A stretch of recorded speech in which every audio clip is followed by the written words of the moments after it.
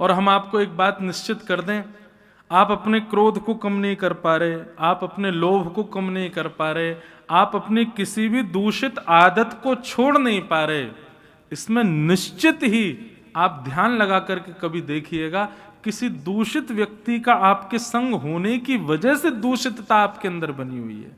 आप उसको छोड़ दो, अपने आप आपका अवगुण चला जाएगा, उसका त्याग कर दो।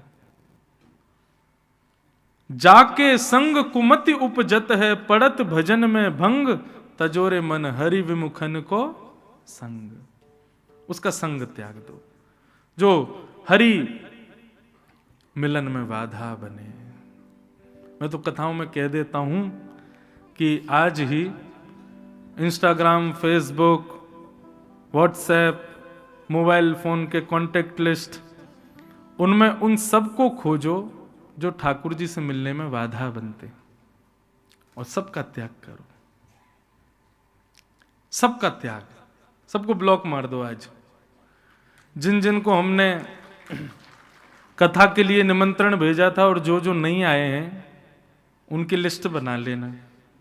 इनको हमने बोला था कथा में आना, नहीं आए। क्यों नहीं आए? बोले काम था, जे था, न्यू ईयर पार्टी थी, इसलिए नहीं आए। कलकत्ता जाते ही, बंबई जाते ही ब्लॉक कर देना उनको। बोले अब इनसे संबंध ही नहीं हमारा, जो ठाकुर जी के नहीं उनसे हमारा कोई संबंध नहीं, जो ठाकुर जी के हैं वो हमारे हैं भैया, और जो ठाकुर जी के ना है उनसे हमारा कोई संबंध ना है। तजोरे मन हरि विमुखन को संग। और अब यहां ठाकुर जी आज्ञा करते, मैया ये पंच गुण जिसमें हो उसका संग करो। कि तितिक्षव कारुणिका श्रुहृदः सर्वदेहिना, अजात शत्रवः शांता, साधव साधु भूषणा। सबसे पहला मैया ये पंच गुण जिसमें दिखें उसका संग करो। सबसे पहला गुण कौन सा है? सहनशीलता, जो आज की डेट में आप किसी में नहीं दिखेगी। आपको व्यक्ति सहनशील बिल्कुल भी नहीं है, और सहनशीलता पहचान करने का सबसे बढ़िया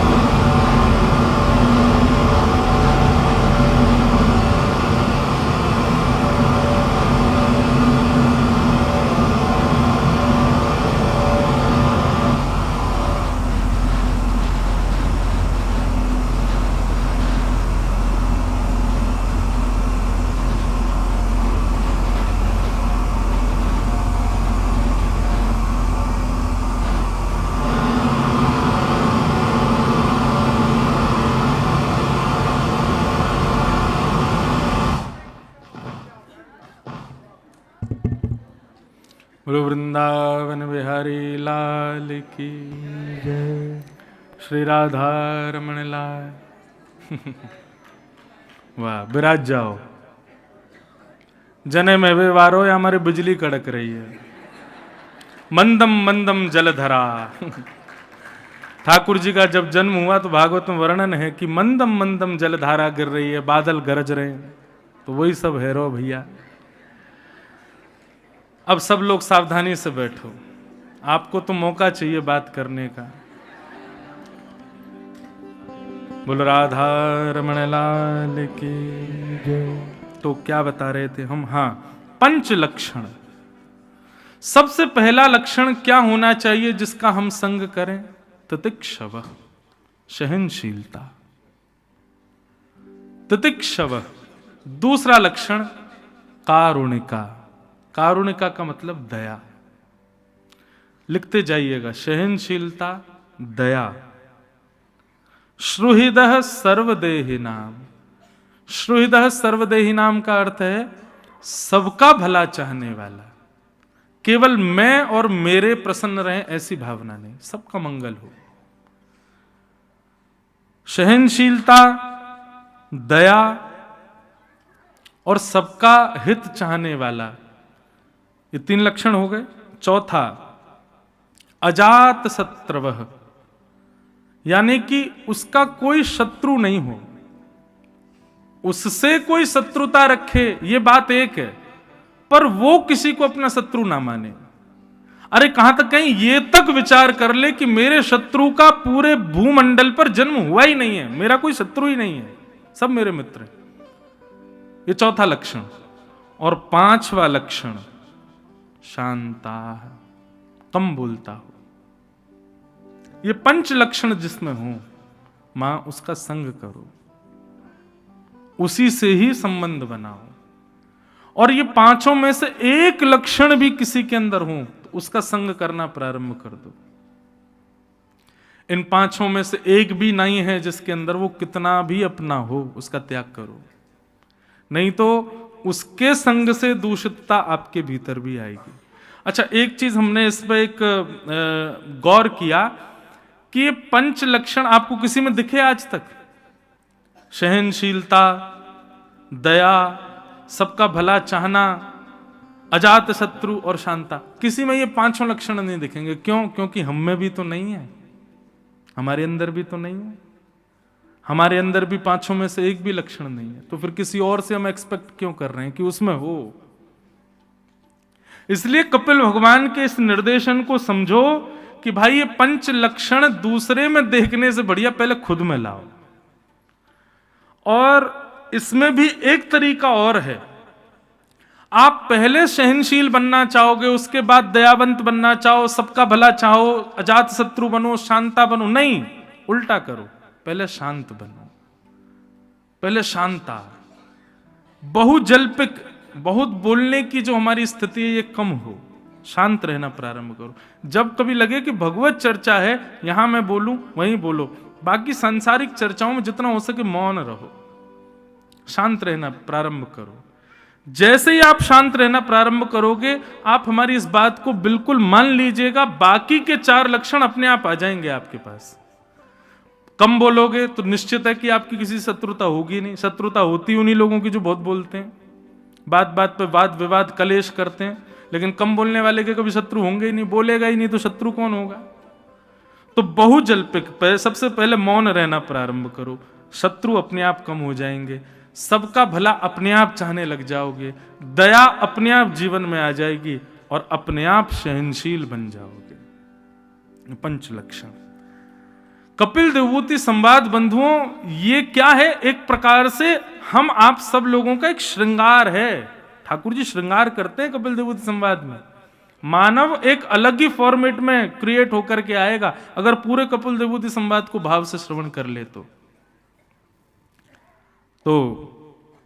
कपिल भगवान ने इस प्रकार वर्णन किया। अब देवभूति माता ने और भी कई सारे प्रश्न किए हैं, सबको हम प्रणाम मात्र करते हैं। ठाकुर जी के दर्शन की विधा कैसी होनी चाहिए, भगवान के कितने प्रकार के भक्त होते हैं और ठाकुर जी को कौन से प्रिय होते हैं, ये सारे प्रश्न यहाँ पर भगवान कपिल से देवभूति माता ने किए, सबको हम प्रणाम करते हैं। अंत में देवभूति माता से भगवान ने पूछा, मैया आपने जितने प्रश्न किए मैंने सबका उत्तर दिया, अब मैं आपसे पूछना चाहता हूं मेरे भाव बताने से आपको क्या प्राप्त हुआ, आपने क्या सार पाया मेरी जितनी भी वार्ता थी उसका। तब देवभूति माता कहती हैं, अहो वतस्वपचोतो गरीयान यज्जु अग्रे वर्तते नाम तुभ्यं ते पुस्तपस्ते जुहुष्वश्नुरार्या ब्रह्मानुचो नाम गृणन्ति एते। देवभूति माता कहती हैं, भगवान मैंने आपके संपूर्ण ज्ञान से यही ग्रहण किया कि कितने भी साधन कर लो, कितने भी उपाय कर लो, कितनी भी क्रियाएं कर लो, पर जीवन में कल्याण आपका नाम ही कर पाएगा। आपके नाम में जो सामर्थ्य है वो सामर्थ्य आप में भी नहीं है, आपका नाम सबसे बलवान है। आज मुझसे कोई पूछ रहे थे, महाराज जी जैसे हम प्रारब्ध कर्म भोगते हैं अपने, तो नाम जप से वो बिल्कुल खत्म हो जाते हैं। मैंने कहा नहीं, प्रारब्ध कर्म नाम जप करने से पहाड़ जो होगा वो कंकड़ बन जाएगा, लेकिन लगेगा फिर भी आपको जो पहाड़ गिरने वाला था, लेकिन आप प्रारब्ध कर्म का आपने नाम जप करना प्रारंभ कर दिया तो वो पहाड़ जो गिरने वाला था अब वो कंकड़ बन के गिरेगा। लेकिन नाम जप का दूसरा प्रभाव क्या होता है कि वो कंकड़ गिरेगा तो सही, लेकिन आपको उसका अनुभव नहीं होगा। उससे जो पीड़ा होती है वो पीड़ा का अनुभव नहीं होगा। ये नाम जप की सामर्थ्य। तो यहां पर देवभूति माता ने कहा कि मैया ठाकुर जी, आपके नाम में बड़ी सामर्थ्य है। और कैसी सामर्थ्य? तब कहते हैं स्वपचोतो गरियान। स्वपच कहते हैं भक्ष भक्ष खाने वाला, दूषित जानवरों को मार करके खा जाने वाला व्यक्ति भी यदि अपनी जीभ से आपका नाम गुणगान करना प्रारंभ कर दे तो वो नाम गुणगान उस स्वपच जाति के व्यक्ति का भी कल्याण कर देगा।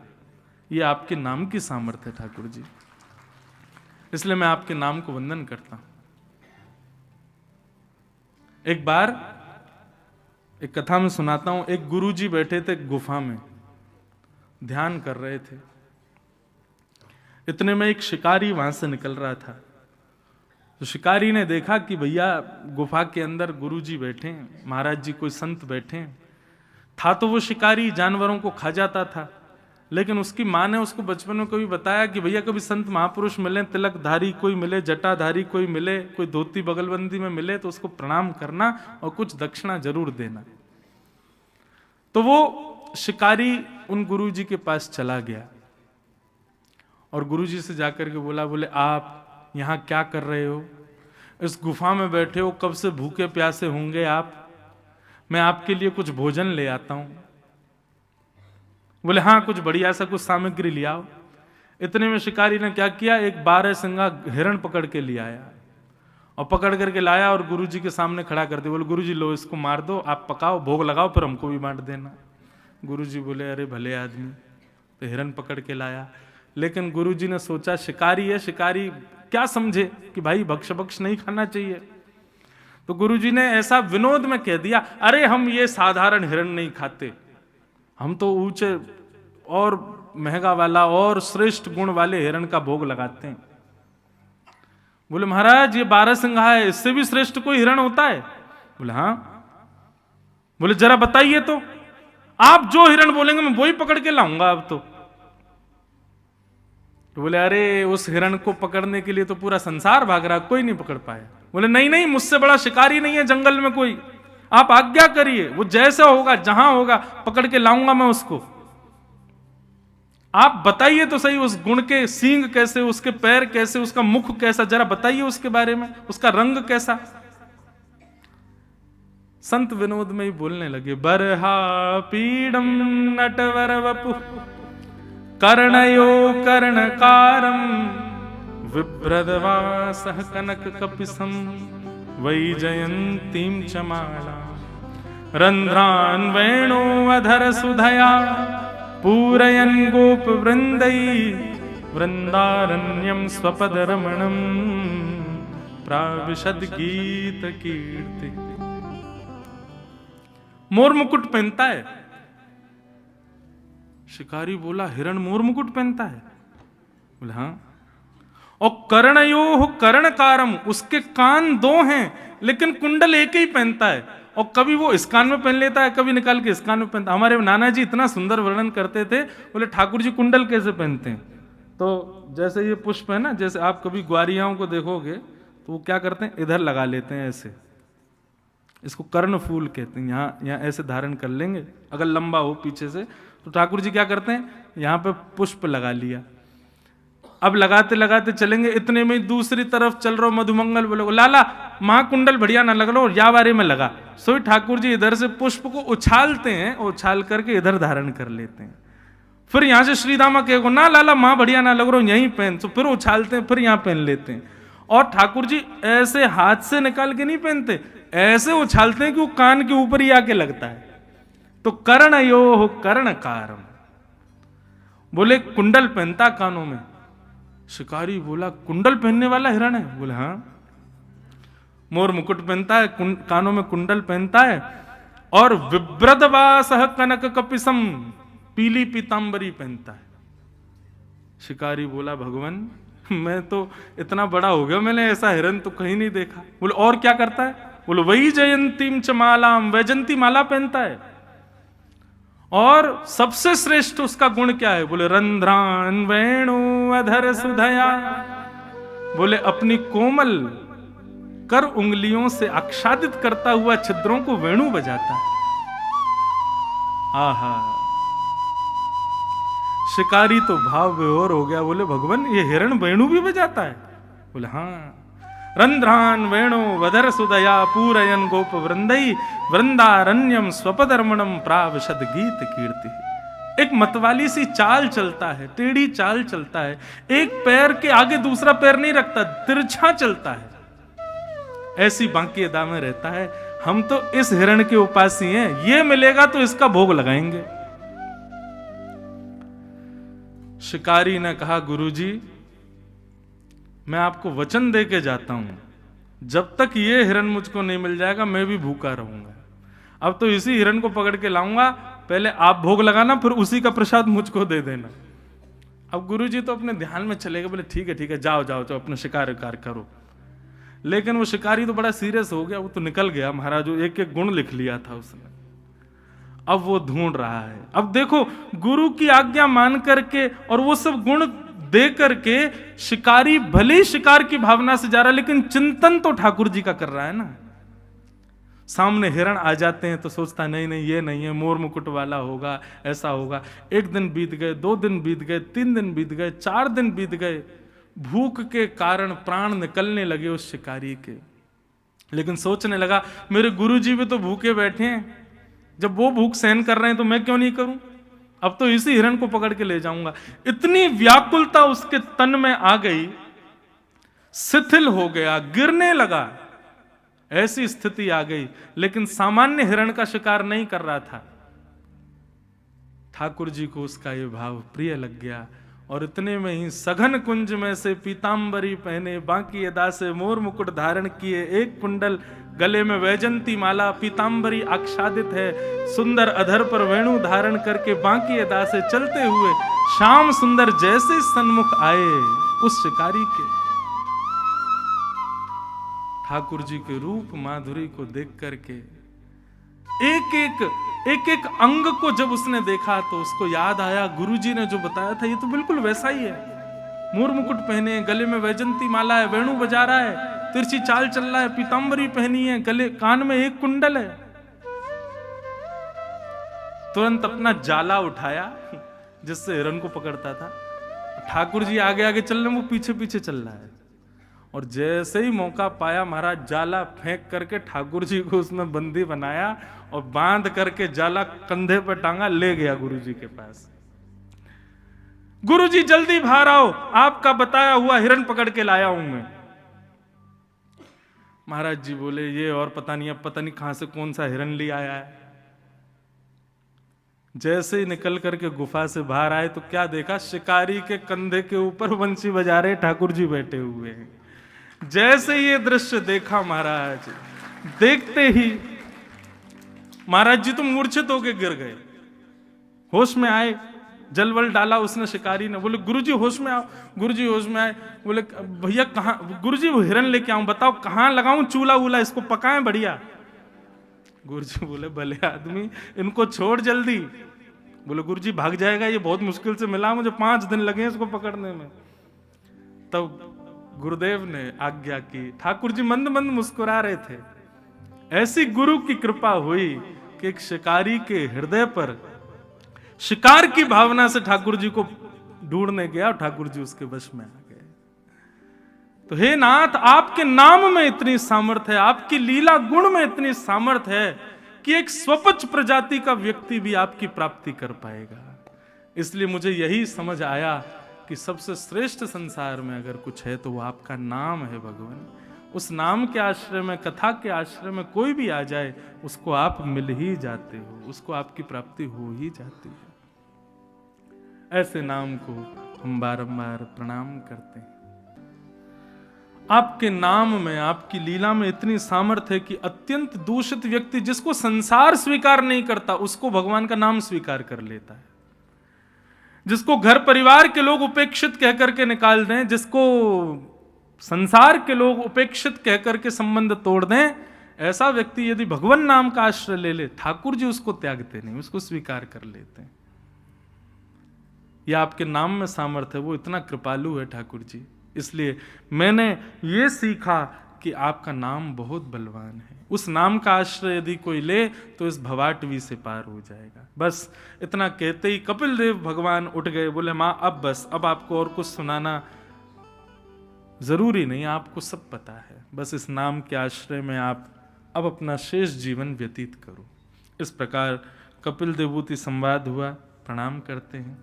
आगे आकुति, देवहूति, आकुति, प्रसूति, 3 बहनें। आकुति की कथा आती है, उनका रुचि नाम के प्रजापति से ब्याह हुआ और यज्ञ नारायण भगवान उनके यहाँ जन्म लिए।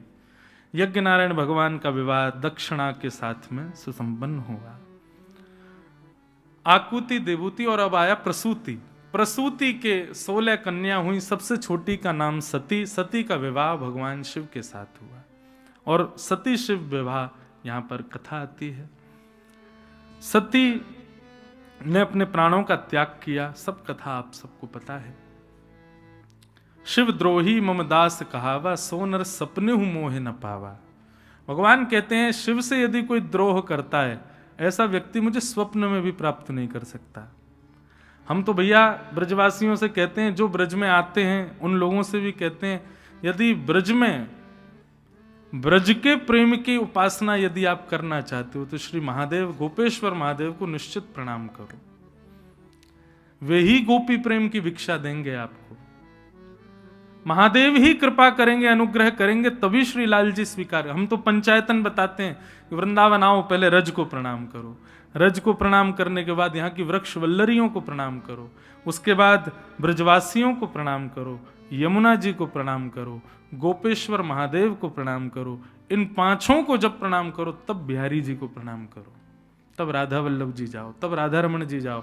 इन 5 को प्रणाम किए बिना आप मंदिर जाते हो तो आप ठाकुर जी को देख रहे हो, पर इन 5 को प्रणाम करके आप ठाकुर जी के सन्मुख जा रहे हो तो ठाकुर जी आपको देख रहे हैं।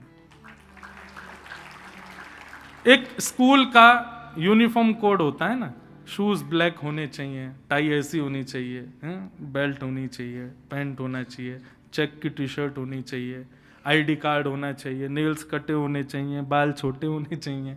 स्कूल में ये नियम होते हैं ना। प्रेयर होती थी, हम जब स्कूल में पढ़ते थे, प्रेयर के समय क्लास टीचर जो है वो सबके नेल्स चेक करती, शूज चेक करती, टाई चेक करती, और जिसकी भी थोड़ी कमी होती उसको बाहर कर देते लाइन से बाहर, फिर उसको पनिशमेंट मिलता अलग। तो ठीक वैसे ही वृंदावन का ये यूनिफॉर्म कोड है। सबसे पहले आते ही यहाँ पे ब्रजरज आपके माथे पर दिखनी चाहिए, ब्रज की रज आपके मस्तिष्क को सुशोभित करे, ताकि आपकी मति में कोई दूषित विचार ना आवे। ब्रजरज।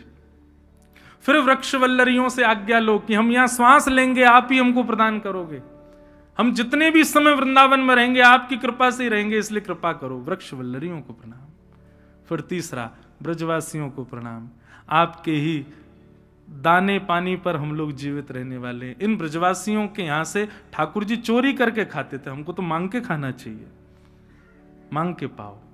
एक दिन तो बंधुओं कभी जाओ किसी ब्रजवासी के यहाँ की बेल डोर बजा के जरूर अंजलि फैला के कहो कि जो कछु आपके घर बनो हो कछु दे दो हमें, उसके यहाँ की मधुकरी पाओ। और यमुना जी को प्रणाम करो और फिर गोपेश्वर महादेव को प्रणाम करो। वे गोपी का भाव देते हैं। और जब भाव इन 5 को प्रणाम करके आप जब बिहारी जी के पास जाओगे तब देखना, आज तक जितनी बार बिहारी जी गए हो उससे अलग दर्शन इस बार बिहारी जी के होंगे। क्यों? क्योंकि अब आप बिहारी जी को नहीं, बिहारी जी आपको देखेंगे, बिहारी जी आपको दृष्टिपात करेंगे। तो ऐसे महादेव हमारे वृंदावन में विराज रहे, उनको प्रणाम करो। शिव की आराधना से ही कृष्ण भक्ति प्राप्त होगी, श्री जी की भक्ति प्राप्त होगी। आगे बंधुओं फिर उत्तानपाद राजा की कथा आती है, जिनके पुत्र हुए ध्रुव। ध्रुव जी की कथा भी लगभग सबको पता है। बाल्यकाल में ही ध्रुव जी ने देखा कि पिता की गोद में कोई और बालक बैठा है।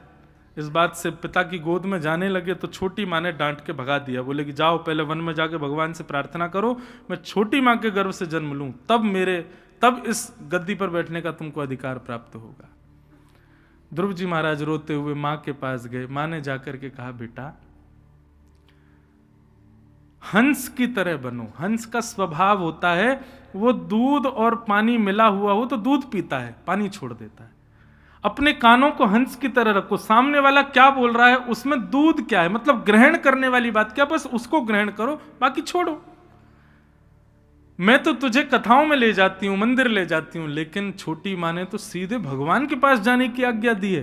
वो तेरी शत्रु नहीं है, तेरी गुरु है बेटा, उनके आश्रय में रहो, उनकी बात मान के अब तुम वन में जाओ। नन्हे से ध्रुव जी महाराज 5 वर्ष की आयु में वन की ओर प्रस्थान कर गए। नारद जी महाराज ने आकर के 12 मंत्र प्रदान किया, ओम नमो भगवते वासुदेवाय। ये 12 मंत्र ध्रुव जी को नारद जी ने प्रदान किया।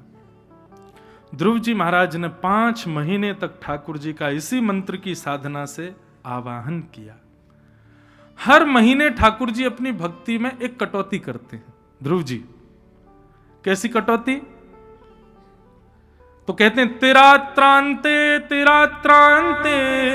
कपित्थ बदरासन। ध्रुव जी 3 रात्रि तक कुछ नहीं खाते और 3 रात्रि बाद केवल कपित्थ फल खा के भजन करते। 1 महीना ऐसे ही भजन किया। दूसरा महीना प्रारंभ हुआ, ध्रुव जी महाराज बोले ठाकुर जी नहीं मिले, अभी तक नहीं आए। तो दूसरे महीने में ध्रुव जी ने 6 दिन खाना बंद किया और 6 दिन बाद केवल पत्ते खाते। दूसरे महीने में भी ठाकुर जी नहीं आए तो तीसरे महीने में ध्रुव जी ने 9 दिन खाना बंद किया और 9 दिन बाद केवल जल पी के भजन करते।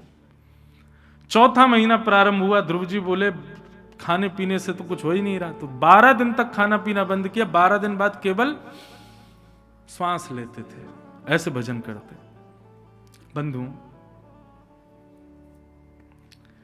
ध्रुव जी की भक्ति में क्या है बताओ?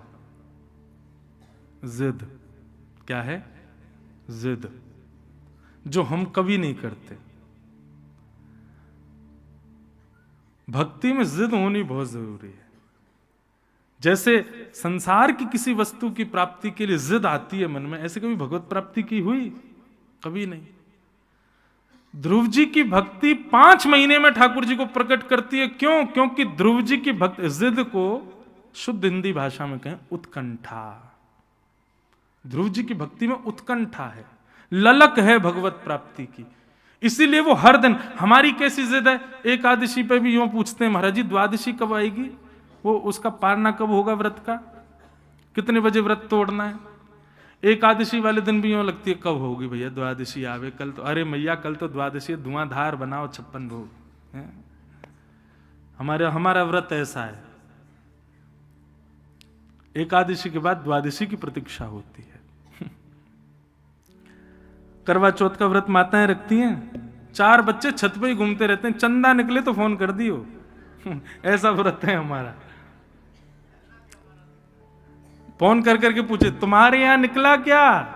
बोले हाँ यहां तो दिख गया। बोले निगोरो, यहां तो निकलो ही ना है अभी। ये ऐसी हमारी जिद है भैया। भगवत प्राप्ति में जब तक जिद नहीं आएगी, ठाकुर जी से जिद नहीं करोगे मिलो हमको, नहीं तो देखना फिर। ध्रुव जी की भक्ति में जिद है, उत्कंठा है, प्राप्ति की ललक है। उन्होंने हर उस वस्तु का त्याग कर दिया जिस वस्तु के बिना जीवित रहना भी असंभव है। ठाकुर जी आप मिलो, नहीं तो मैं इसका भी त्याग कर दूंगा, आपको मिलना पड़ेगा। 5 महीने बाद ध्रुव जी ने अपनी श्वास को भी वशीकृत कर लिया। मैं श्वास ही नहीं लूंगा, ठाकुर जी आओगे कैसे नहीं। 5 महीने बाद देवताओं में हाकार मच गया, सब दौड़े दौड़े भगवान के पास गए, बोले भगवान दर्शन दो ध्रुव को, ये श्वास रोक करके खड़ा है। ठाकुर जी स्पष्ट भागवत में कहते हैं ऐसे उत्कंठा युक्त भक्त को दर्शन देने नहीं, उसका दर्शन करने जाएंगे हम, उसका दर्शन करने जाएंगे। और गरुण को आज्ञा दी भगवान ने, आओ जल्दी। गरुण पर विराजमान होकर के शंख चक्र गदा पद्मधारी श्रीमन नारायण चतुर्भुज रूप धारण करके पहुंच गए ध्रुव जी के सामने।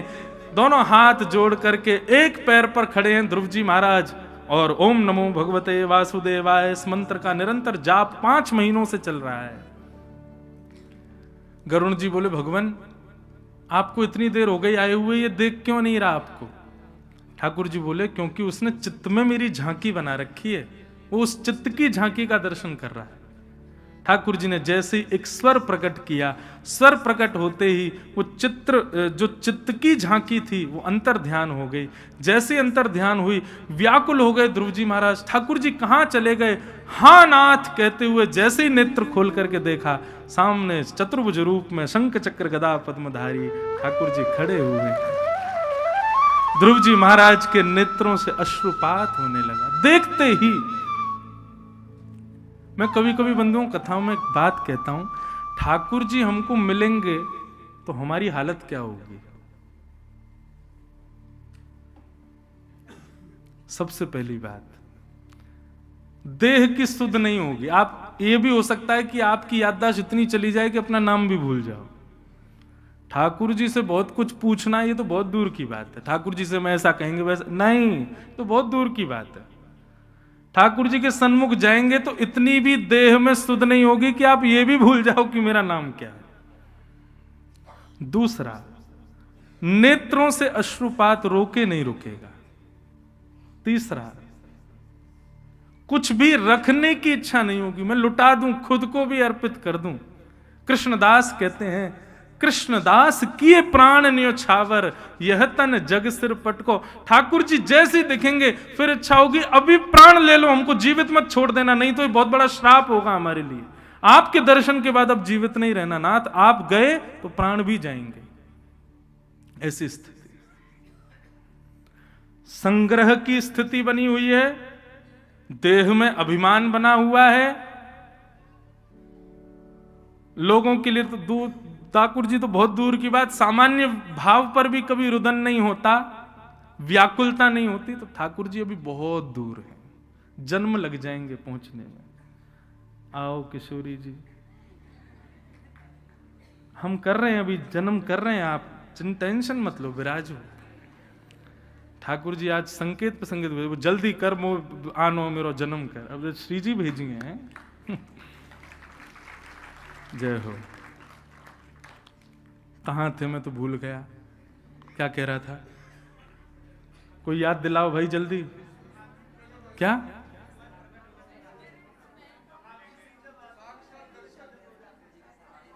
हाँ, दर्शन होगा तो क्या होगा है? भगवान कितनी बड़ी कृपा है कि वक्ता एक ही होता है और श्रोता कितने सारे। अगर आप लोग कथा कहने लग जाओ कुछ समझ नहीं आए, एक साथ बोलो तो मैं क्या कह रहा था, दर्शन होगा तो क्या होगा। देह में अभी भी अभिमान है, सामान्य भाव पर भी कभी रुदन नहीं होता, ठाकुर जी के लिए तो बहुत दूर की बात। संग्रह की स्थिति है कि ये भी मेरा है, अभी रखूं अपने पास ही, तो अभी ठाकुर जी बहुत दूर हैं। ठाकुर जी मिलेंगे तो तन की सुध नहीं होगी। अरे ठाकुर जी के लिए बहुत दूर की बात, हम गुरुजनों को देख लेते हैं तो हम निर्वाक हो जाते हैं, हमारी वाणी भूल जाती है हमें क्या कहना है, तन कांपने लगता है। तो सोचो ठाकुर जी कभी मिलेंगे तो क्या होगा। ध्रुव जी महाराज के नेत्रों से आंसू गिरने लगे। भगवान बोले, बोलो, तुम हमको बहुत बुला रहे थे, अब हम आ गए, कुछ बोलो। ध्रुव जी ने इशारा किया, बोले मुझे कुछ बोलना नहीं आता भगवान। तब भगवान ने पस्पर्शबालम कृपया कपोलो, अपने शंख का जैसे स्पर्श कराया ध्रुव जी के गाल से, संपूर्ण वेद वेदांत उपनिषदों का ज्ञान भक्ति सहित उनको हुआ। देखिए, ज्ञान हुआ और भक्ति नहीं आई तो अहंकार आएगा, वाणी में भी अहंकार दिखेगा, लेकिन भक्ति युक्त होकर ज्ञान आएगा तो वो ज्ञान सदैव दूसरों के जीवन को बदलने वाला होगा। भक्ति युक्त ज्ञान प्राप्त हुआ प्रहलाद श्री ध्रुव जी महाराज को। भगवान बोले, अब बोलो। तब ध्रुव जी ने भगवान की स्तुति गाई। अच्छा, यहां पर एक बात है कि ध्रुव जी दंडवत करना भी भूल गए। पहली बार तो ठाकुर जी को दंडवत करना ये भी भूल गए। ये भी भगवान ने जब शंख स्पर्श कराया तब ध्रुव जी को याद आया कि मुझे दंडवत करना है। तो एक इतना सुंदर भाव है। कितने वर्ष के ध्रुव जी? 4.5-5 वर्ष की आयु है बस। और उस समय ध्रुव जी की स्थिति क्या है?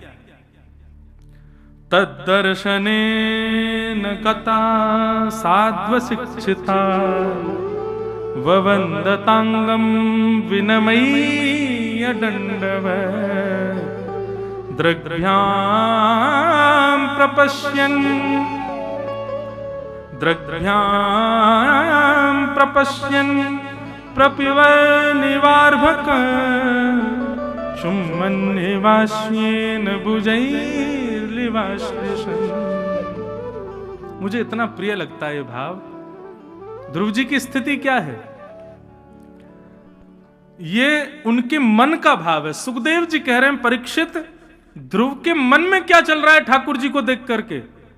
बोले ध्रुव जी के मन में भाव आ रहा है, ये इतने प्यारे हैं, इतने सुंदर हैं, ऐसे गोल गोल इनके गाल हैं कि मैं इनकी गोद में चढ़ जाऊं, इनको जोर से अपने अंक में भर के और अपने अपने 2-4 दांतों से इनके गाल को काट लूं। इतने प्यारे लग रहे हैं ठाकुर जी। चुम्बन निवास्येन भुजैर्लिवाश्लिषन्। ठाकुर जी के गाल पर एक चुम्बन ले लूं और अपने भुजाओं में ऐसे कस करके पकड़ लूं। सुखदेव जी कहते हैं, परीक्षित ये बात मैं इसलिए बता रहा हूं, लोग बाग कहते हैं कि गोपियां ठाकुर जी से प्रेम करती थी, ठाकुर जी गोपियों के संग महाराज करते थे। अरे गोपियों के हृदय में भगवान के प्रति ये प्रेम भाव कैसे उत्पन्न हो सकता है? अरे परीक्षित, एक 5 वर्ष का बालक भी जब ठाकुर जी को देखता है तो जब उसके हृदय में ऐसी भावना आ सकती है तो गोपियों के हृदय में क्यों नहीं आएगी? ठाकुर जी को देख करके एक 5.5 वर्ष का बालक, 4.5-5 वर्ष का बालक, जिसको यही नहीं पता कि ये सब क्या होता है, उसके हृदय में भाव आ रहा है कि मैं ठाकुर जी को जोर से कस के पकड़ लूं और इनके कपोलों को थोड़ा सा अपने दांतों से काट लूं। ऐसे भाव जब ध्रुव के हृदय में आ सकते हैं तो किसी गोपी के हृदय में आ गए तो हमारे चित्त में प्रश्न क्यों आता है? ये ठाकुर जी के स्वरूप है कि उस पर सब रीझ जाते हैं और सबका भाव ऐसा ही हो जाता है। कोई कितना भी बड़ा ज्ञानी, ध्यानी, तपस्वी, वैरागी, वीतरागी क्यों ना हो, ठाकुर जी आ गए तो निश्चित है वो गोपी और वो कृष्ण बन जाएंगे। वो कृष्ण है और वो अपने आप को गोपी ही माने। बिना गोपी हुए ठाकुर जी मिले ही नहीं, समझो। ध्रुव जी ने भगवान की स्तुति गाई। भगवान ने कहा, मांगो वरदान, क्या चाहिए ध्रुव? तब ध्रुव जी कहते हैं, भगवान भक्तिं मुहुः प्रवहतां त्वयि मे प्रसंगो भूयादनन्तमहताममलाशयानां येनाञ्जसौल्वणमुरुव्यसनं भवाब्धिं निश्चय भवद्गुणकथामृतपानमत्त। हे नाथ, ऐसी कृपा कर दो, आपकी कथा रूपी सागर में मैं सदा डूबा रहूं। जहां कहीं भी आपकी कथा चलती हो मैं वहां बैठ करके आपके सुंदर गुणानुवादों को सुनता रहूं। नाथ, मेरे पर ऐसी भगवान बोले, भले आदमी, तुमने हमको नहीं मांगा, हमारी कथा मांग रहे हो, क्यों? ध्रुव जी कहते हैं, बोले आपको मांगूंगा तो आप केवल 2 नेत्रों को दिखाई दोगे, लेकिन आपकी कथा में तो आप रोम रोम को दिखाई देते हो ठाकुर जी। प्रत्येक रोम आपका अनुभव करता है। इसलिए नाथ, 2 नेत्रों को सुख मिले वो मुझे नहीं चाहिए, मेरा रोम रोम प्रफुल्लित हो, ऐसी कथा मुझको चाहिए।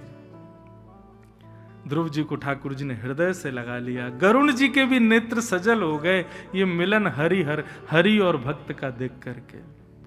ऐसे भक्त वत्सल भगवान को हम प्रणाम करते हैं।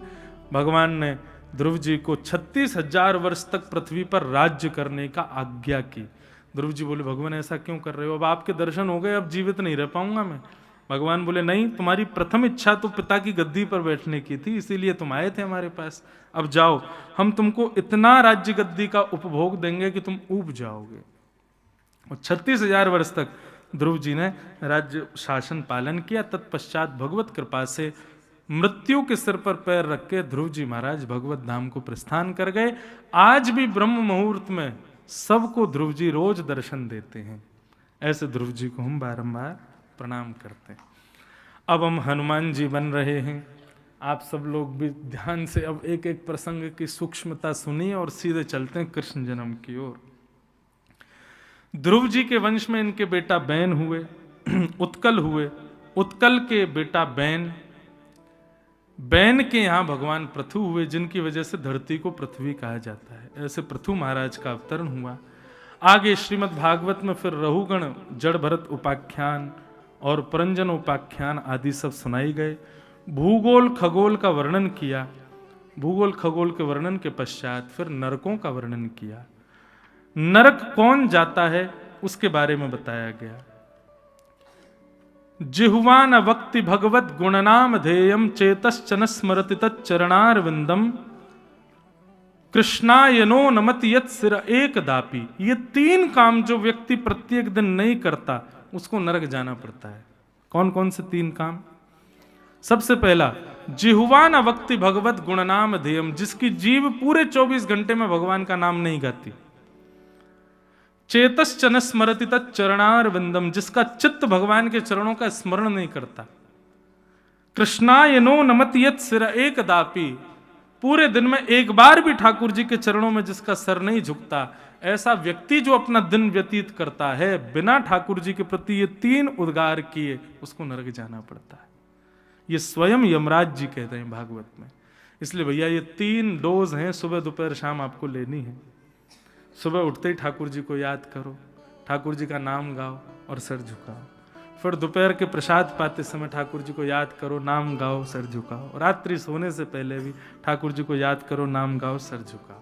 ये 3 सुबह दोपहर शाम आप लीजिए, आपको नरक रूपी व्याधा कभी नहीं सताएगी। तो इस प्रकार ये नरकों का वर्णन किया। आगे फिर भगवान के भक्त वृत्रासुर की कथा आई, जिन्होंने असुर होते हुए भी भगवान की अद्भुत भक्ति करते हुए भगवत प्राप्ति की। मेरी अत्यंत प्रिय स्तुति है वृत्रासुर स्तुति, पर आज इसको प्रणाम करेंगे। फिर तत्पश्चात सतयुग के राक्षस हिरण्यकश्यप की कथा, जिनके वंश में, जिनके कुल में भगवान के परम भागवत भक्त श्री प्रहलाद जी का आगमन हुआ। बंधुओं, प्रहलाद जी महाराज का जन्म कैसे हो गया? ऐसे राक्षस कुल में एक भक्त बालक कैसे आ गया? इसके पीछे प्रताप कथा का है। हिरण्यकश्यप जब हिमालय पर अमर बनने के लिए तपस्या करने गया था, तब उनकी पत्नी कयाधु गर्भवती थी। तभी नारद जी ने मन में विचार किया, हिरण्यकश्यप हिमालय पर है, पत्नी गर्भवती है, इसी समय जाकर के यदि भगवत कथा उनकी पत्नी को चुपके से ही सही सुना दी जाए तो गर्भ में बैठे बालक पर उसका प्रभाव होगा। और श्री नारद जी महाराज ने भक्ति भागवत भागीरथी उनको श्रवण कराई। उसी का परिणाम यह हुआ कि ऐसे दुष्ट कुल में भी प्रहलाद जैसे भक्त हुए। गर्भ में बालक जब 7वें महीने में होता है, उसके लिए तो विशेष कहा गया है, तब माता को कथा श्रवण करनी चाहिए। और 5 नियम बताए गए हैं। गर्भ में जब बालक आ जाए तब मां 5 नियमों का पालन करे। सत्यम शौचम दया दानम एक भुक्तुम तु भोजनम वर्षावधि स्त्रिया कार्यम तेन पुत्रोति निर्मल। ये 5 काम यदि माताएं करें, सबसे पहली बात सत्य, दूसरी बात पवित्रता, तीसरी बात सब पर दया,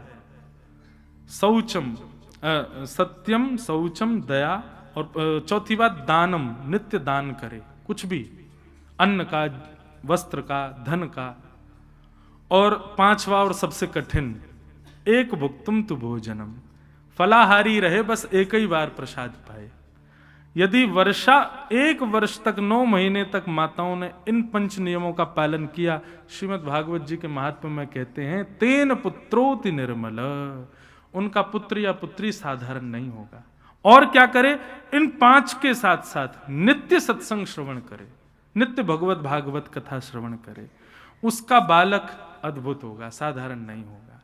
गर्भ में माताएं सोचती हैं कि जन्म लेने के बाद बालक की परवरिश करनी है तब वो अच्छा होगा। नहीं, आप 9 महीने परवरिश करो जब बालक गर्भ में हो, अपनी परवरिश करो, फिर देखिएगा 9 महीने के बाद आपको उसकी परवरिश की आवश्यकता। कयाधु को गर्भ अवस्था में नारद जी ने कथा सुनाई और उसी का परिणाम हुआ कि हिरण्यकश्यप राक्षस के घर पर भक्त प्रहलाद जी का आगमन हुआ। जब प्रहलाद जी 5 वर्ष के हो गए तब हिरण्यकश्यप लौट कर के आए। आकर के देखा अपने पुत्र को तो गोद में उठाया, बोले बेटा तुम विद्यालय जाते हो? प्रहलाद जी बोले हाँ, हिरण्यकश्यप दानव विश्वविद्यालय में जाता हूं। अच्छा, वहां दानवी विद्या सीखते हो? बोले हाँ पिताजी, दानवी विद्या सीखते हैं। अच्छा, तुमको जो सबसे अच्छी बात लगती हो वो बताओ। प्रहलाद जी महाराज बोले, भगवान आप सुनोगे, मुझे सबसे अच्छी बात क्या लगती है? बोले हाँ बताओ। प्रहलाद जी बोले, सुनिए पिताजी। तत्साधु मन्ये सुरवर्य देहिना सदा समुद्विग्न धियाम सद्गृहात् हित्वात्मपातं ग्रहमन्धकूपं वनम गतो यद्धरिमाश्रयेत। पिताजी, ये संसार एक अंधा कुआं है और इसमें हम आप सब लोग गिरते जा रहे हैं। भेड़ चाल चलते हुए सब गिर रहे हैं। भेड़ चाल पता है? अगर भेड़ एक साथ लाइन में चल रही हैं और आगे वाली भेड़ यदि कुआं में कूद जाए तो बाकियों को तुम कितना भी रोको सब कूदेंगी, क्योंकि आगे वाली कूद गई है।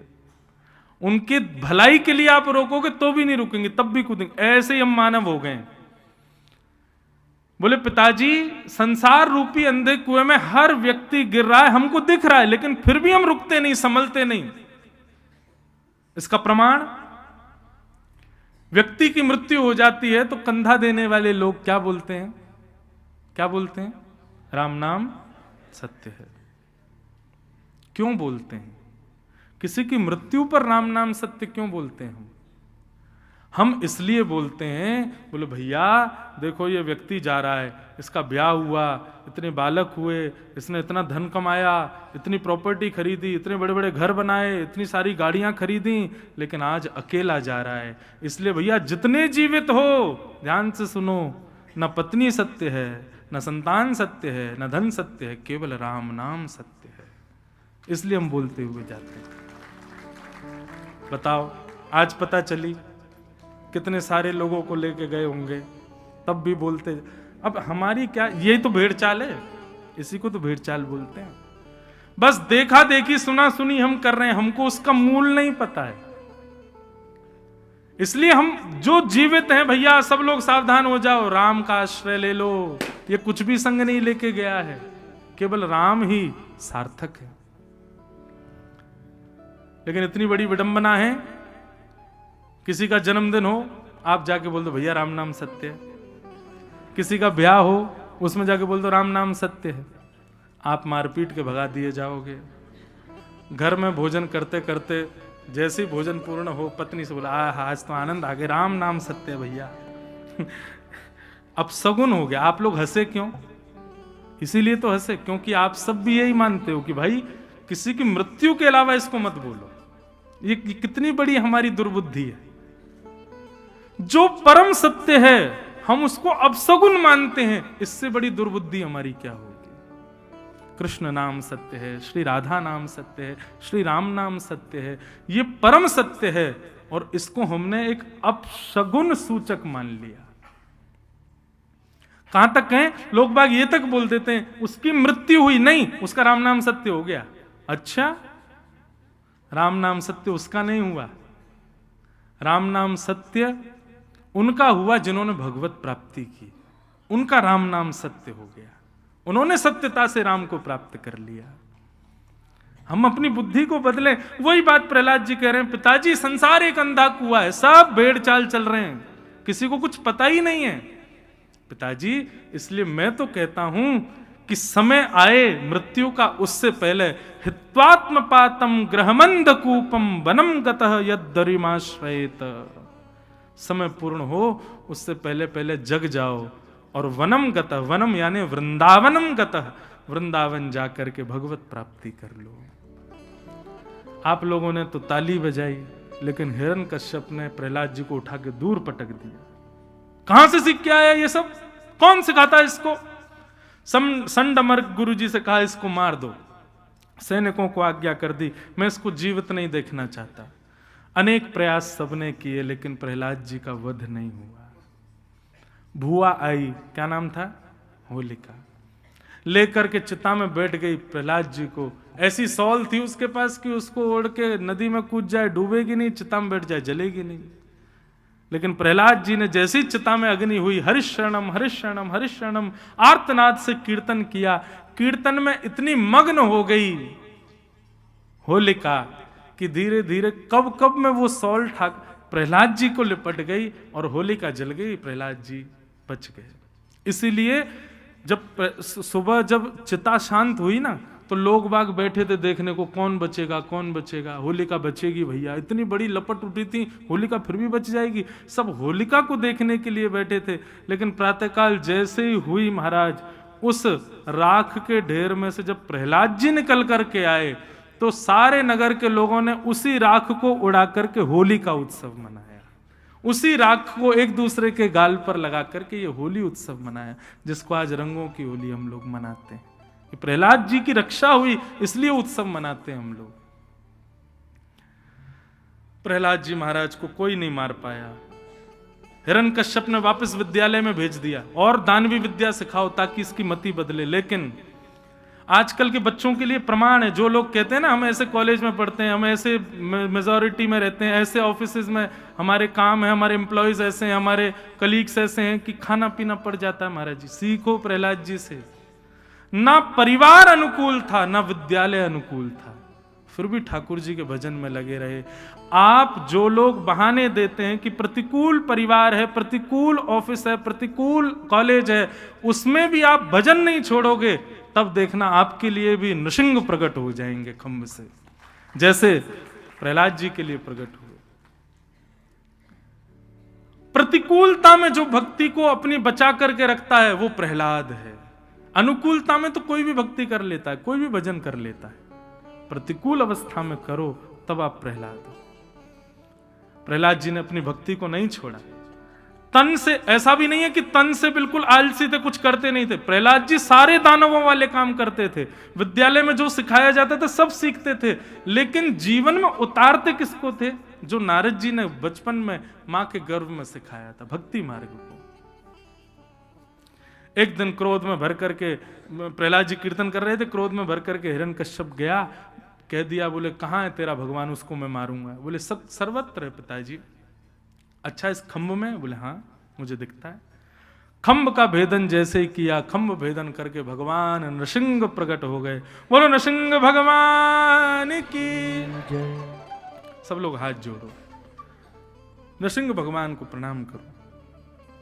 सत्यम विधातुम निज भृत्य भाषितम व्याप्तिं च भूते स्वखिलेषु चात्मनः अदृश्यता तद्युत रूपमद्वहं स्तंभे सभाया न मृगम न मानुषम। नृसिंह भगवान प्रकट हुए, शाम तक युद्ध हुआ और हिरण्यकश्यप का वध किया। प्रहलाद जी ने भगवान की स्तुति गाई और स्तुति गाते हुए भगवान को प्रसन्न किया। भक्त प्रहलाद पर अनुग्रह करके भगवान नृसिंह अपने धाम को प्रस्थान कर गए। बोलो भक्त वत्सल भगवान की। प्रहलाद जी की स्तुति बहुत सुंदर है, पर समय का अभाव, हम कल परसों अभी कल तो 2 समय कथा है, कल यदि अवकाश लगा तो मैं कल उसको निश्चित कहूँगा। आगे बंधुओं देवासुर संग्राम और बलि बामन अवतार की कथा आई। भगवान बामन बनकर के बलि के यहाँ आए और तीनों लोगों की भिक्षा लेकर के, 3 पग जमीन की भिक्षा मांग करके तीनों लोगों को हरण करके बलि को अपना दास बनाया। बलि ने चरण पद अपने शीश पर मांग करके भगवान को अपनी भक्ति से लुभा लिया।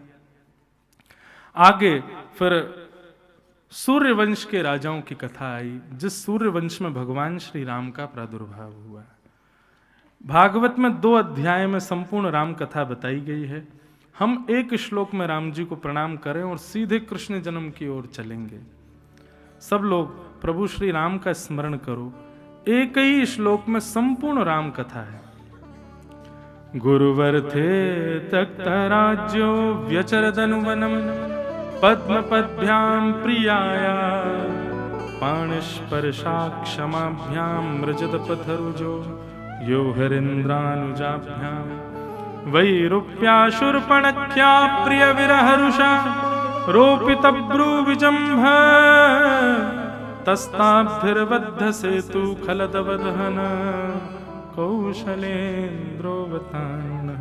राजा रामचंद्र भगवान की। हम एक प्रार्थना करें बंधुओं, दिवाली आ रही है। कब? 22 जनवरी को हमारी द्वितीय दिवाली हम हिंदुओं की। प्रभु श्री राम अपने नव मंदिर में विराजमान होंगे।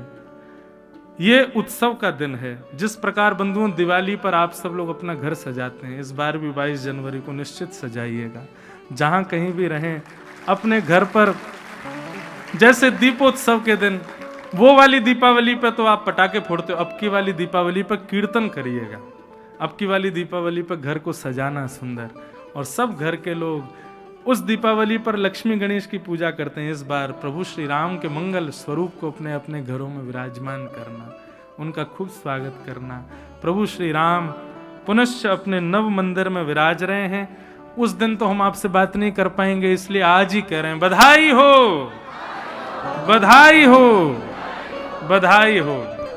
प्रभु श्री राम के नव मंदिर की आप सबको बहुत बहुत बधाई हो। जय जय श्री राम, वाह, जय हो। आ गई सबरी बानर सेना। तो ऐसे प्रभु श्री राम के मंगल उत्सव को आप खूब धूमधाम से मनाइएगा। 22 जनवरी को हमारी कथा रहेगी गुना मध्य प्रदेश में, हम वहाँ मनाएंगे। आप लोग भी जहाँ जहाँ रहो वहाँ उत्सव मनाइएगा। ऐसे प्रभु श्री राम को हम बारंबार प्रणाम करते हैं। चंद्रवंश के राजाओं की कथा सुनाई गई। संपूर्ण चंद्रवंश के राजाओं की कथा सुनाते हुए बताया कि उसी चंद्रवंश में भगवान श्री कृष्ण का नारायण कृष्ण रूप में प्रकट हुए। 2 श्लोकों में संपूर्ण कृष्ण कथा सुनाकर के श्री सुखदेव जी महाराज विश्राम ले लिए कि भैया मथुरा में कंस के यहाँ जन्म हुआ, वहां से ठाकुर जी गोकुल गए, गोकुल में जाके ये लीला करी, वहां से वृंदावन गए, वृंदावन से गोवर्धन में गिरिराज पर्वत उठाया, वापस मथुरा आकर के कंस को मार दिया, कंस को मार के ठाकुर जी द्वारिका चले गए, द्वारिका जाके 16,108 भ्याग किए, महाभारत युद्ध करा करके भगवान एक दिन अपने स्वधाम को प्रस्थान कर गए। संपूर्ण कृष्ण लीला 2 श्लोकों में सुखदेव जी ने सुना दी और शांत हो गए। परीक्षित जी महाराज बोले भगवान आप शांत क्यों हो गए? सुखदेव जी बोले हमने पूरी कथा सुना दी तुमको, यही है कृष्ण कथा, इससे ज्यादा कुछ नहीं है कृष्ण कथा में। परीक्षित जी महाराज चरणों में नतमस्तक होते हुए बोले कथितो वंश विस्तारो भवता सोम सूर्ययो राज्ञांचो भयवंशानां चरितम परमाद्भुतम। भगवान मुझे 7 दिन बाद तक्षक सर्प डसने वाला है, लेकिन मैं आपको प्रमाण देके कह सकता हूं यदि आपने मुझे कथा आगे और विस्तार से कृष्ण लीला नहीं सुनाई तो 7 दिन से पहले ही मेरे प्राण निकल जाएंगे। अब ये कथा मेरे लिए आहार बन चुकी है, ये कथा मेरे लिए हवा बन चुकी है, ये कथा जीवित रहने के जितने साधन हैं वो साधन के रूप में अब कथा हो चुकी है। नाथ इस कथा को विश्राम मत करो, आप मेरे प्राण बन चुकी है कथा। मुझे भूख प्यास नहीं लगती, मुझे किसी वस्तु की कामना नहीं है भगवान, पर आपसे यही प्रार्थना है कि आप कथा विस्तार से सुनाओ। बंधुओं सुखदेव जी कहते हैं कथा के प्रति ऐसी ललक जब होती है तब कृष्ण कथा प्रारंभ होती है। कृष्ण की प्राप्ति के लिए ऐसी उत्कंठा जब होती है तब कृष्ण चरित्र प्रारंभ होता है। हमारी आपकी तरह नहीं है 10 बार घड़ी देख लेते हैं कि कब पूरी होगी कथा, कब उठ के जाएं, ऐसा नहीं। बार बार यही विचार है कि भैया ये कथा ही हमारा सर्वस्व है, यही जीवन है। ऐसी स्थिति जब होती है तब ब्रज में प्रवेश मिलता है, क्योंकि अब ब्रज की कथा है ना। ब्रज में प्रवेश तब मिलेगा जब ऐसी स्थिति हो। राजा परीक्षित से सुखदेव जी कहते हैं परीक्षित में परीक्षा ले रहा था कि तुम्हारी स्थिति कैसी है, पर तुम्हारी स्थिति देख करके अब मुझे लगता है कि अब तुम ब्रज में आने के योग्य हो। चलो अब मैं तुम्हें ब्रज की लीला में प्रवेश कराता हूं। वसुदेव गृहे साक्षात भगवान पुरुष पर जनिष्यते तत्प्रियार्थम सबवंतो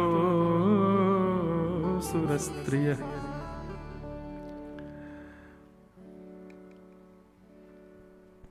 भगवान ने आकाशवाणी करते हुए पृथ्वी को आश्वासन दिया कि वसुदेव जी के घर साक्षात मेरा अवतरण होने वाला है, आप प्रतीक्षा करो। कंस अपनी चचेरी बहन देवकी का विवाह वसुदेव जी से करा के आज उनको विदा करने के लिए जा रहा था।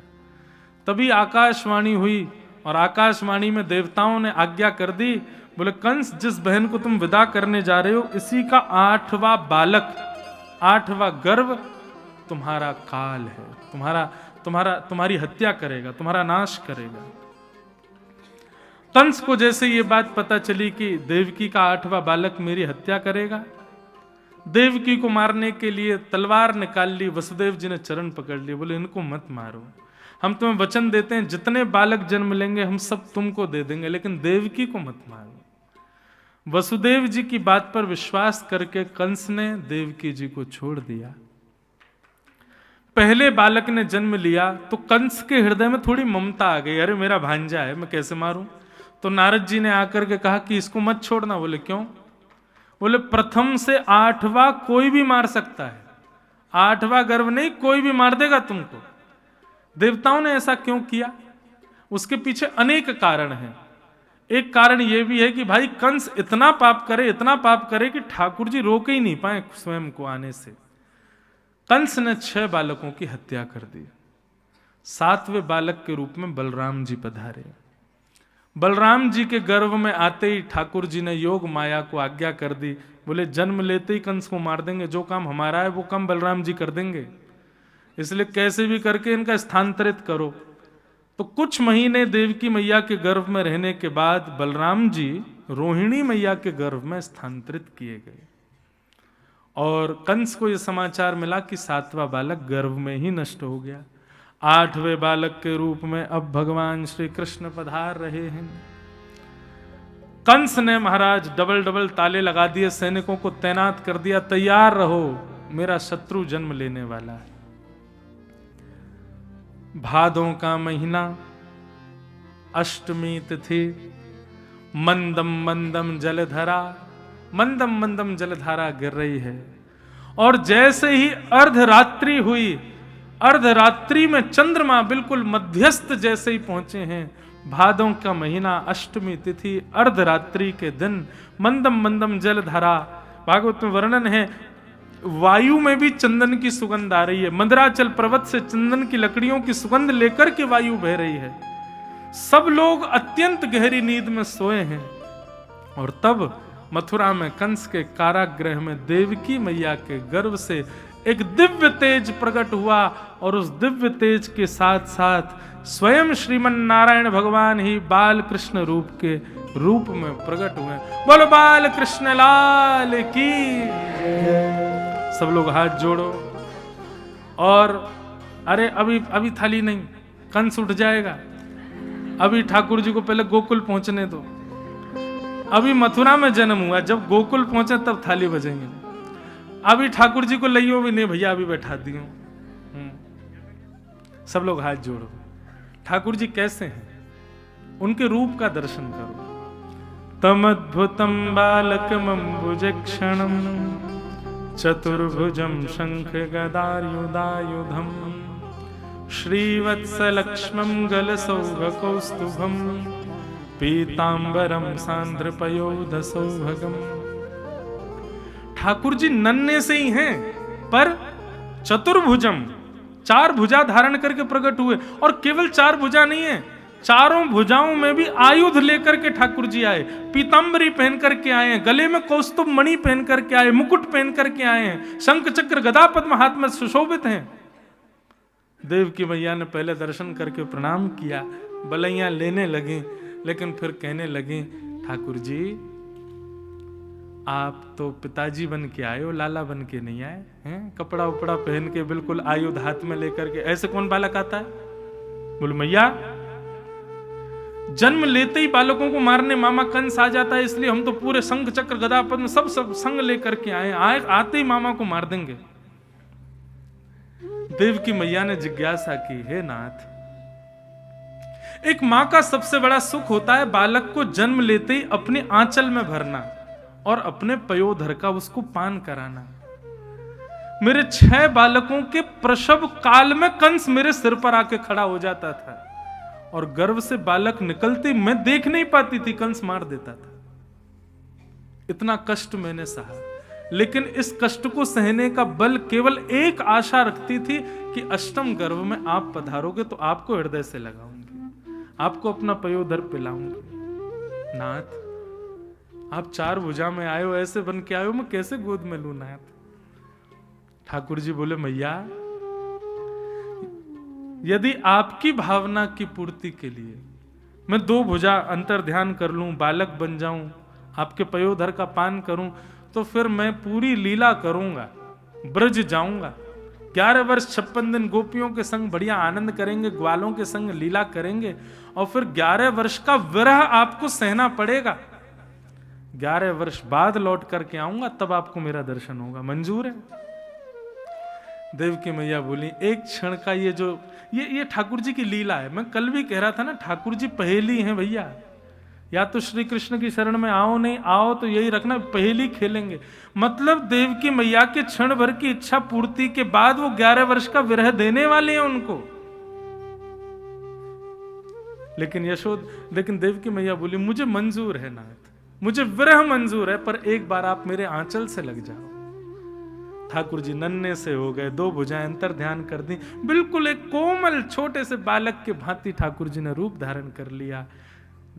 देवकी मैया ने गोद में उठा करके अपने पयोधर का पान कराया। यहां से ठाकुर जी पयोधर पान कर रहे थे और देवकी मैया के अश्रु जल ठाकुर जी के श्री अंग पर गिर रहे हैं। कितना सुख मिल रहा है। मैया को सुख देने के बाद ठाकुर जी ने आज्ञा की, पिताजी अब आप हमको ले चलो। बोले, कहाँ? बोले, अभी अभी नंदरानी यशोदा ने गोकुल में एक लाली को जन्म दियो है। अब कथा ब्रजभाषा में होगी, ध्यान से सुनियो।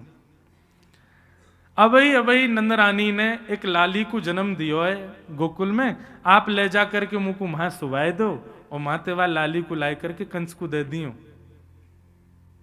वसुदेव जी बोले, आप तो ऐसे बोल रहे हो जैसे ये तो कोई गाजर मूली तोड़े वालों काम है। हाथन में हथकड़ियां, पैरन में बेड़ियां लगी हैं, इतने द्वारपाल और ये सब ताले वाले लगे, कैसे लेके जाऊं आपको?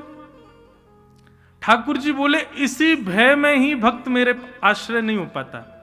घर का बंधन, समाज का बंधन, ये सारे बंधनों को गिनाता रहता। ठाकुर जी कैसे आऊं मैं, इतने बंधन है। अरे बंधन मत गिनाओ, मेरे चरण पकड़ो, बंधन तोड़ने की जिम्मेवारी मेरी। ये बंधन मत गिनाते रहा करो, ये कारण, ये बंधन। अरे आप आओ तो सही शरण में। पिताजी आप मुंह को गोद में ले तो सही, पहले ही बंधन दिखा रहे हो मुंह को। जैसे ही वसुदेव जी ने ठाकुर जी को गोद में लिया, हाथ की हथकड़ियां खुल गईं, पैरों की बेड़ियां खुल गईं, चट चट सारे ताले खुल गए, सारे द्वारपाल गहरी निद्रा में सोए हैं, सारे बंधनों को खोल दिया ठाकुर जी ने। ठाकुर जी बोले, अब ले चलो मुंह को। और वसुदेव जी श्री ठाकुर जी को लेकर के गोकुल जा रहे हैं। मंदम मंदम जलधारा गिर रही है आकाश से। शेषनाग छत्री बनकर के ठाकुर जी के पीछे चल रहे हैं। यमुना जी में समुद्र के भांति लहरें उठ रही हैं। क्यों? बोले, आज पूरे विश्व भर की नदियां यमुना जी में आई हैं ठाकुर जी का दर्शन करने के लिए। जैसे ही वसुदेव जी ने प्रवेश किया, यमुना जी ने एक लहर के माध्यम से ठाकुर जी के चरण स्पर्श करके मार्ग प्रदान कर दिया। वसुदेव जी ठाकुर जी को लेकर के गोकुल पहुंचे। गोकुल में भी सब गहरी निद्रा में सोए हैं, योग निद्रा में सब सोए हैं। नंदरानी के भवन में जाकर के एक नन्ही सी बालिका सोई थी, उसको उठा करके ठाकुर जी को वहां पहुंचा दिया। और बालिका को लेकर के जैसे ही मथुरा आए, सारे ताले लग गए, बेड़ियां लग गई, हथकड़ियां लग गई, दरबान सब उठ गए और बालिका रोने लगी। ठाकुर जी का आश्रय लोगे, सब बंधन टूट जाएंगे, और जैसे ही माया के आश्रय में जाओगे, सारे बंधन फिर पकड़ लेंगे। यही है माया और ठाकुर जी में भेद। कंस दौड़ा दौड़ा आया, मेरा शत्रु, मेरा शत्रु, मेरा शत्रु। कंस बोला, ये बेटा होना था, बेटी कैसे हो गई? देवकी मैया बोली, बेटी है, इसको छोड़ दो।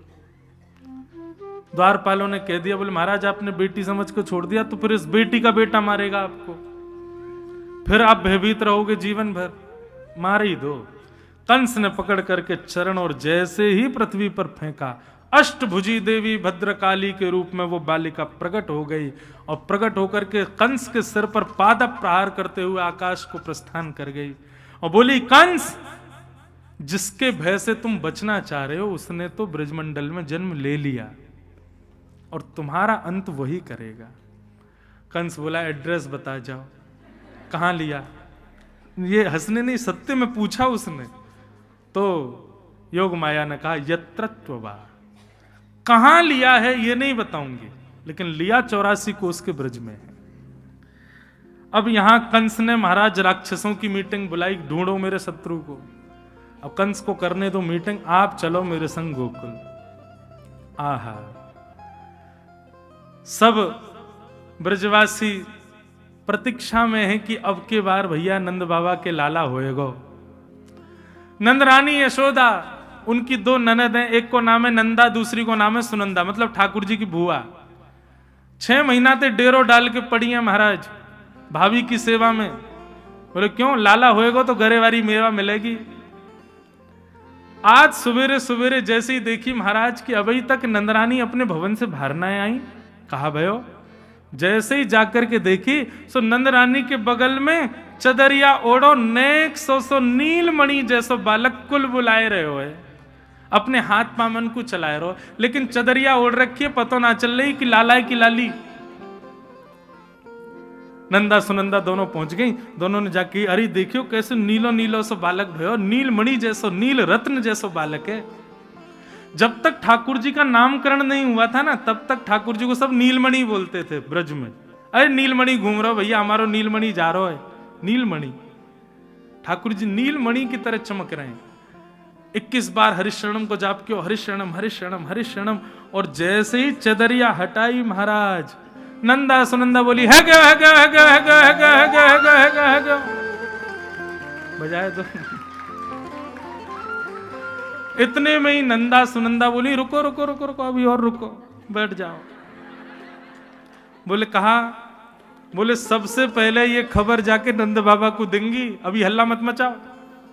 दौड़ी दौड़ी नंदा सुनंदा जैसे ही गौशाला में पहुंची, बाबा माला जप रहे, अभी तो भयो ना है, अभी तो भयो ना है, अभी तो भयो ना है, जाने कब होएगो। नंदा सुनंदा ने जाके घेर लिए, बोले बाबा है गया है गया है गया है गया है गया। बोले कहा भयो? बोले पहले जे बताओ कहाँ मिलेगो? बोले जो मांगेगी सो दूंगा, बता तो सही कहा भयो? बोले 9 लखा को हार चाहिए गरेवारो। बोले 9 लखा को ना 16 लखा को दूंगा, तू बता तो सही कहा भयो? बोले आपने इतने ब्राह्मणन की सेवा करी, इतनी गौवन की सेवा करी, ब्रजवासीन की इतनी सेवा करी, यमुना मैया की कृपा से बाबा 80 वर्ष की आयु में आपके घर नीलमणि जैसो लाला जायो है। आहा, बधाई हो। इतनी रूखी बधाई, अरे जोर से बजा दो अब तो। बधाई हो, बधाई हो, बधाई हो।